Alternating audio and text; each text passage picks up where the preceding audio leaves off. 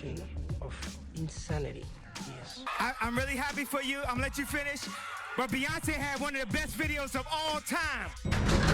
Remember, no Russian. Nobody puts baby in a corner. Are you not entertained?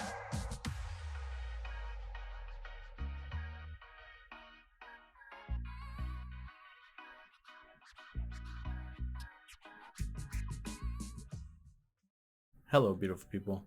Today we'll be starting a series called The Real Awards, where we'll take a retrospective look at some of the old award shows such as the Grammys, Oscars, and Video Game Awards, or the Big Three as I like to call them. This will be my way of trying to discuss some of the changes that I believe should have been made, while also going over a lot of the major controversies that have happened over the years, and there's a lot of them, while also trying to start a couple meaningful conversations with some of you. Today's retrospective will be on the 43rd Grammys, taking place on February 21st, 2001, and encompassing music from the year 2000. If you're only here for a specific category and you don't care about spoilers, then check the description below for timestamps. And for those who stick around for the whole thing, thank you. Let's get started.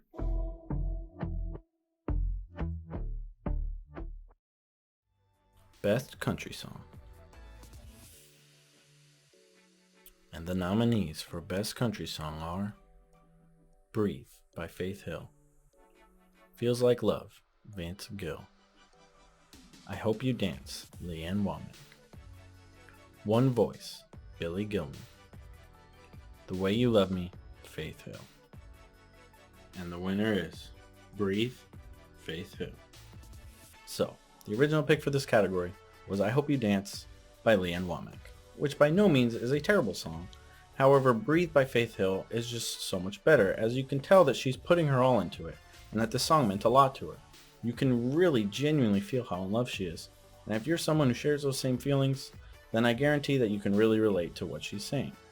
This song is not for everybody, but in my opinion is the better of the two, as I Hope You Dance just loses me after the first chorus and never captures my attention again, as it's saying so little and doing it in a tiresome and boring way. Best Female Country Vocal Performance. And the nominees for Best Female Country Vocal Performance are Breathe, Faith Hill, That's the Way, Jo Dee Messina, Travelin' Prayer, Dolly Parton, I Hope You Dance, Leanne Womack, Real Live Woman, Trisha Yearwood. And the winner is Dolly Parton, Travelin' Prayer. Now I know I just went and gave Faith Hill a ton of praise, and while all of it's warranted, Dolly Parton's vocal performance here is just too good to be beat. This is by no means a knock on Faith Hill's vocals in Breathe, but it's just unlucky that she went against Dolly Parton, as her vocals on Travelin' Prayer are some of her best, and on a bad day, Dolly Parton has some of the best vocals there are. This performance has that soft southern drawl that we've all come to expect from Dolly, and it has a loud fill the room quality that just happens when she marries all the aspects of her voice together. It comes out on top and makes the performance that much better. And for me, it's the better of the two. Best Male Pop Vocal Performance. And the nominees for Best Male Pop Vocal Performance are You Sang to Me, Mark Anthony, Taking You Home, Don Henley, She Bangs, Ricky Martin, 6-8-12, Brian McKnight, She Walks This Earth, Sting. And the winner is You Sang to Me. She Walks the Earth. The Grammys picked for the winner of this award.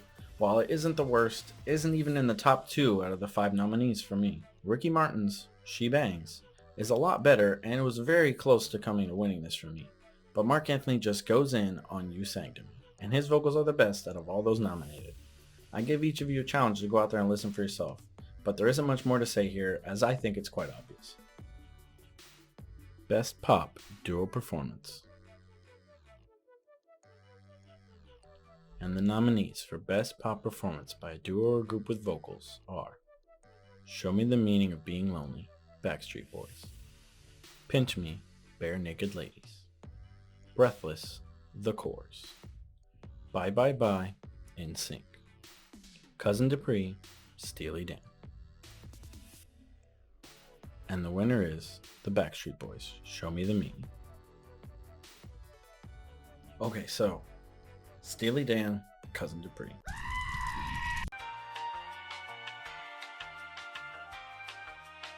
cannot deny the effects that Steely Dan have had on the music industry, period. I can testify that Cousin Dupree is not that good. It is not only a very cringy song, but it leaves everything to be desired in the vocal department, and the lyrics. Cousin isn't really something I want to listen to, and you gotta wonder, who was on the board to pick the winner this year? Never mind, I guess we know. The Backstreet Boys may not be taken very seriously today, and while most people probably listen to them in hiding, not wanting others to know that they still slap. This shit was hot in 2000. The winner was clear, and I just... give Cousin Dupree a listen, and I challenge any of you to let me know down below if you think they're better. But with lyrics like this...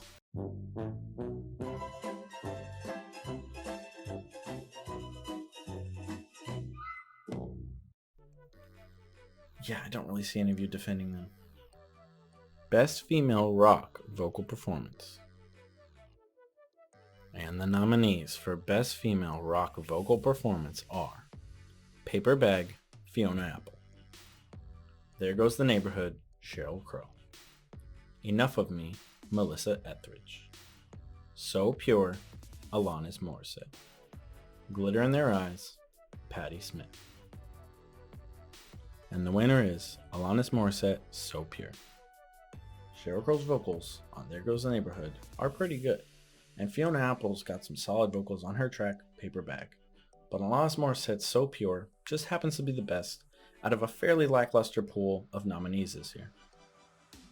Best Male Rock Vocal Performance.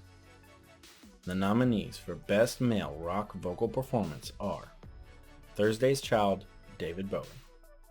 Things Have Changed, Bob Dylan. Workin' It, Don Henley. Again, Lenny Kravitz. Into the Void, 9 Inch Nails. And the winner is 9 Inch Nails, Into the Void. Now don't get me wrong, I love Lenny Kravitz. Not just when I've seen interviews, but also his body of work. But again, just is not his best vocal performance, and Into the Void is some of Trent Reznor's best. Had this been any other Lenny Kravitz performance such as Fly Away, American Woman, or Are You Gonna Go My Way, easily the best rock Christian song of all time, I easily could have seen them giving it to him. But again, just isn't it. Best Rock Song Duo Performance. And the nominees for Best Rock Performance by a duo or group with vocal are It's My Life, Bon Jovi. With Arms Wide Open, Creed. Learn to Fly, Foo Fighters. Californication, Red Hot Chili Peppers. Beautiful Day, U2. And the winner is It's My Life, Bon Jovi. The anthem for every white woman over the age of 35. This song was a banger at the time, and I just can't see how... oh. No, God! U2. Yes, that same U2, the one whose album is automatically downloaded on everyone's iPhone. Those guys have won 22 Grammys, getting up for 11th all time. And while they are not talentless, I just don't see the Grammy worthiness in almost everything they win. I usually get the nomination, but the win is always a stretch for me. And Bon Jovi easily had the better performance and song here. Best Female R&B Performance. And the nominees for Best Female R&B Vocal Performance are Try Again, Aaliyah. Bag Lady, Erykah Badu. He Wasn't Man Enough, Toni Braxton. As We Lay, Kelly Price. Getting in the Way, Jill Scott. And the winner is Try Again, Aaliyah. While this is the only correction I have for this year's R&B category, this category eventually becomes one of the most controversial and in need of the most corrections. But this year's most glaring correction needed was for Aaliyah's Try Again, because this shit slapped. To hear this song come on at any point in one's life and not want to f up to it is probably a lie, and for me this was the best performance out of any category this year. Rest in peace, Aaliyah. Song of the Year. And the nominees for Song of the Year are Beautiful Day, U2. Breathe, Faith Hill. I Hope You Dance, Leanne Womack. I Try, Macy Gray. Say My Name, Destiny's Child. And the winner is I Try, Macy Gray. Now we're at the big boys, the heavy hitters. And U2 rears its ugly head again. Beautiful Day is a decently written song, but let's go ahead and let Bono explain what it's about. As he states, it is about a man who has lost everything, but finds joy in what he still has. It's optimistic and simple, which is why it's not the best written song. Song of the Year is about just that, the writing, the lyrics, the melodies. And with that aspect, I Try by Macy Gray is my pick here. Not to mention Macy Gray's performance, but let's just take a look at the writing since that's what we're looking at right now. While love is a topic that's written about consistently, it's for good reason. It's something we all interpret differently, and I Try has meaningful things to say about it, while also being very relatable. Not being able to leave someone because of the immense attachment that you have to that person, the memories that the two of you share and how hard it would be to go on living, that's really relatable for a lot of people. And that's why it's my pick for Song of the Year. Record of the Year. And the nominees for Record of the Year are Say My Name, Destiny's Child. I Try, Macy Gray. Music, Madonna. Bye Bye Bye, In Sync. Beautiful Day, U2. And the winner is I Try, Macy Gray.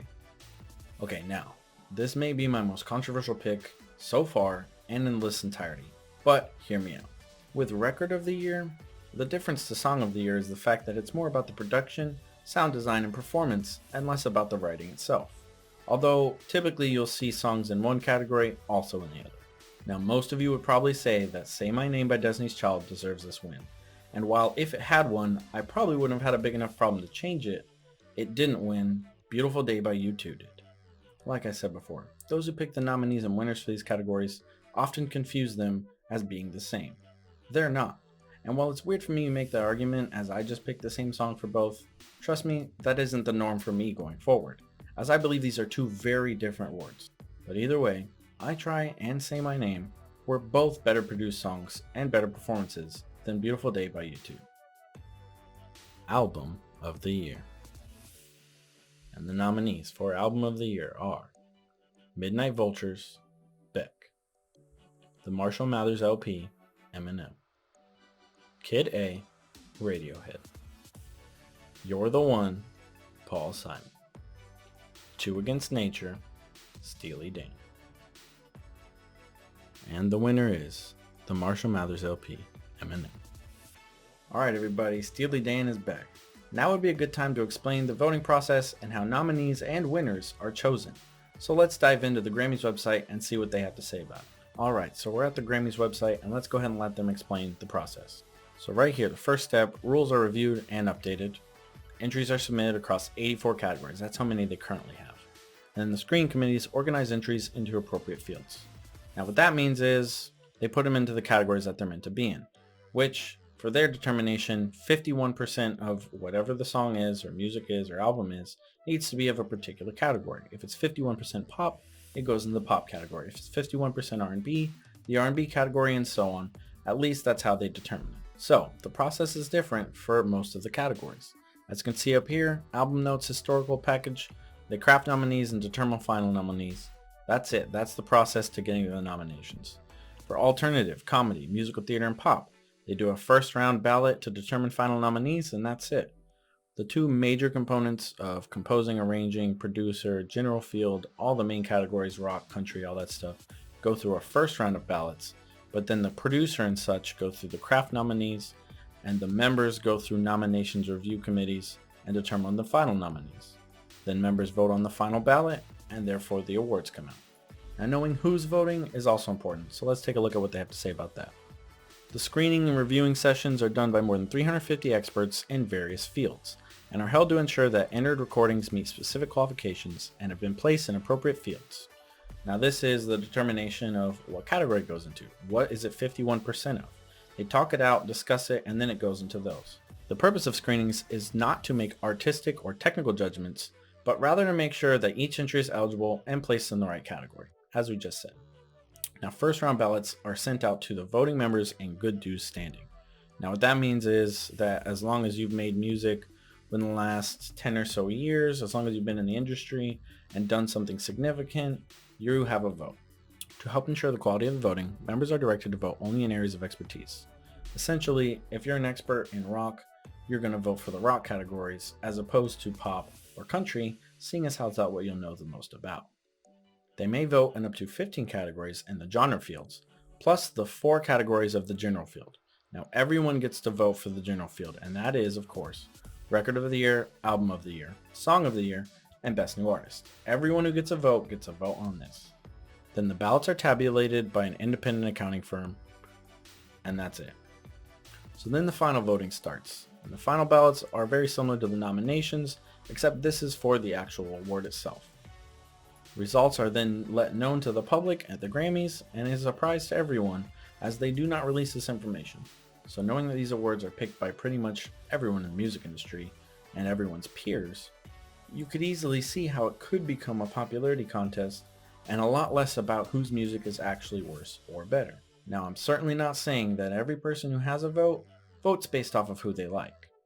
But this Grammys is a very good way of showing how burning bridges in the music industry can lead to you not winning Grammys. Eminem was, and still to this day, is pretty hated among a lot of people. And it's understandable as he took a lot of shots at pretty much anyone and everyone within reach. That, alongside his controversial lyrics, and you could easily see how certain people in the music industry just wouldn't give him a vote, no matter how good his music was. But this year made it kind of blatant, as this was easily one of Eminem's best albums, and one of the best albums of the early 2000s, especially when compared to the other nominees, and the eventual winner, Steely Dan's Two Against Nature, which of course included my favorite song, Cousin Dupree. Well, beautiful people, that'll be it for today's video on the 43rd Grammys. Please let me know down below where you felt I was wrong, or maybe some corrections you think I should have made that I didn't, or just any general criticisms you may have for me. And before you go, for any of you nerds out there who like numbers, let's go over them. 50 hours of music listened to multiple times through, 10 hours of editing time, and ultimately 10 corrections made.